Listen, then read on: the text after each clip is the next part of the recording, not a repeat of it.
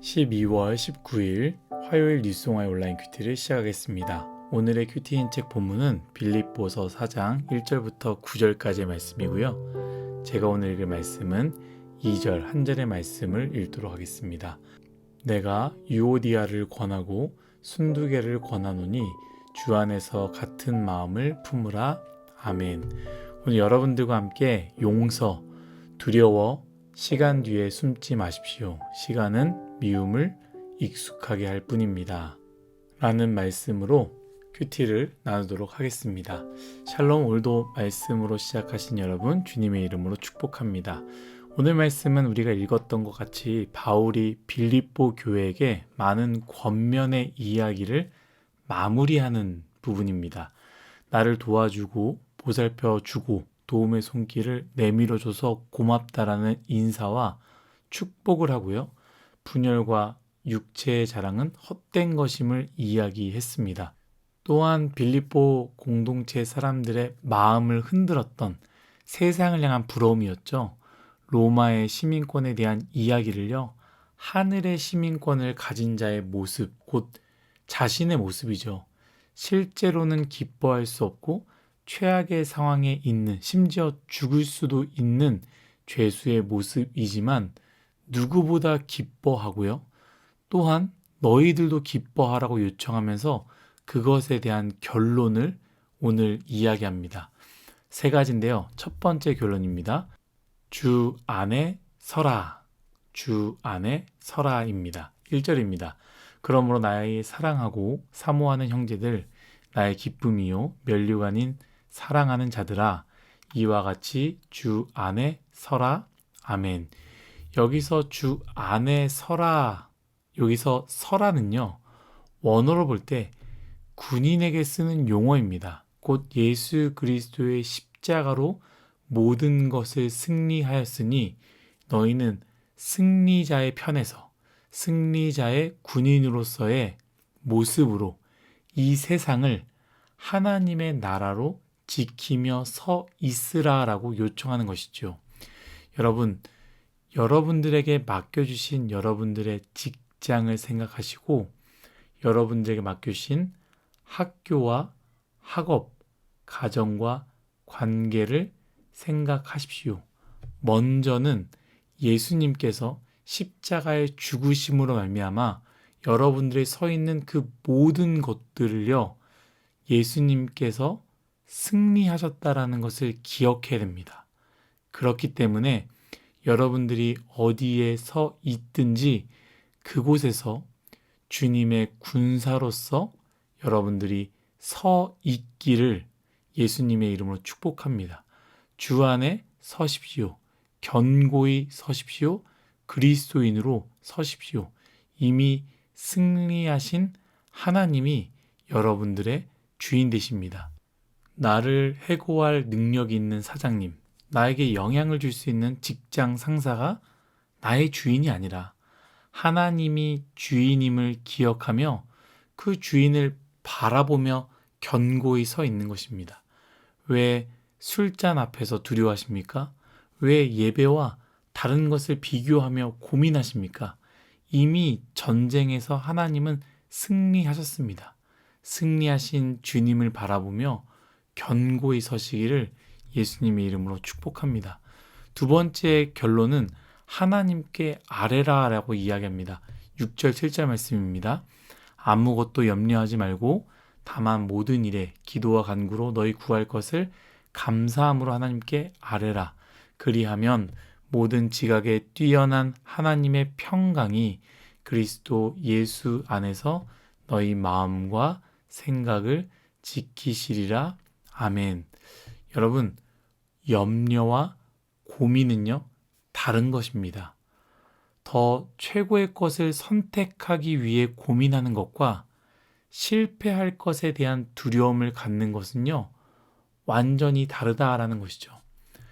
여러분들은 여러분들의 삶 가운데 고민을 하십니까? 혹은 염려를 하십니까? 고민이라면 여러분 고민하셔도 좋습니다. 오히려 치열하게 하라고 요청하고 싶습니다. 더 좋은 것을, 최고의 것을 하나님께 드리기 위해 고민하는 삶, 너무나 중요합니다. 그러나 염려, 곧 실패에 대한 두려움은요, 멈추라고 말하고 싶습니다. 기억하시는지 모르겠지만 우리 민수기 큐티 때 여러분들과 나누지 않았습니까? 정탐꾼, 바로 염려로부터 시작된 것이라고 이야기했습니다. 염려는요, 하나님을 향한 불신이며 의심입니다. 잘 들어보십시오. 염려는 언제 하느냐? 내 삶에 어떠한 필요를 느낄 때, 혹은 내 삶에 어떤 위협을 느낄 때, 그것을 해결하기 위해 세상의 방법을 세상에서 찾을 때 그것은 염려로 나타납니다. 반대로 기도는 어떻습니까? 그 방법을요, 하나님께 찾는 것이 바로 기도 아니겠습니까? 염려는 우리에게 결과와 상관없이요, 삶을 피폐하게 만드는 패배를 주고요, 기도는요, 결과와 상관없이 우리로 하여금 은혜를 얻게 합니다. 2023년 염려로 가득 채웠습니까? 아니면 기도로 채웠습니까? 우리 2024년 이제 다가오는데 기도로 채우는 뉴송아이가 되기를 축복합니다. 저도 마찬가지입니다. 어디로 가야 할지, 어떻게 해야 할지 잘 모르겠지만 기도하려고 합니다. 간구하려고 합니다. 하나님께로부터 답을 찾으려 합니다. 그런 2024년이 되기를 예수님의 이름으로 축복합니다. 마지막 결론은 무엇이냐? 배우고 받고 듣고 본 바를 행하라입니다. 9절 말씀입니다. 너희는 내게 배우고 받고 듣고 본 바를 행하라. 그리하면 평강의 하나님이 너희와 함께 계시리라. 아멘.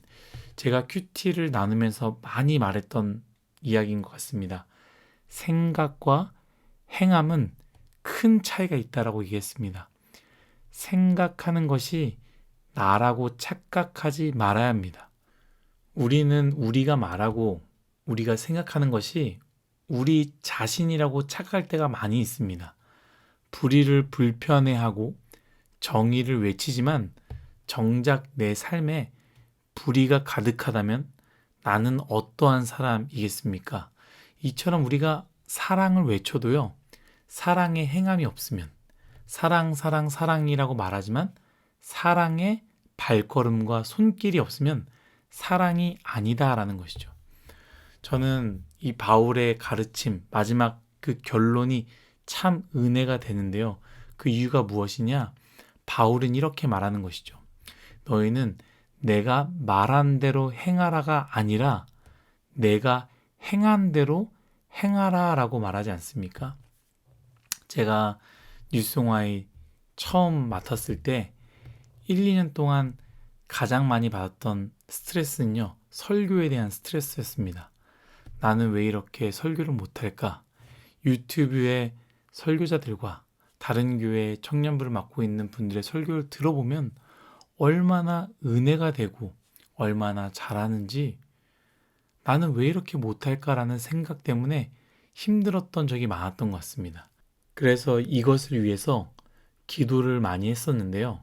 하나님께서 이런 마음을 저에게 주셨습니다.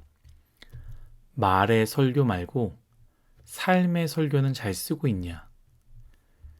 논리적이고 감동적인 설교 말고 실제로 땀을 흘리고 손과 발을 내미는 설교는 쓰고 있느냐?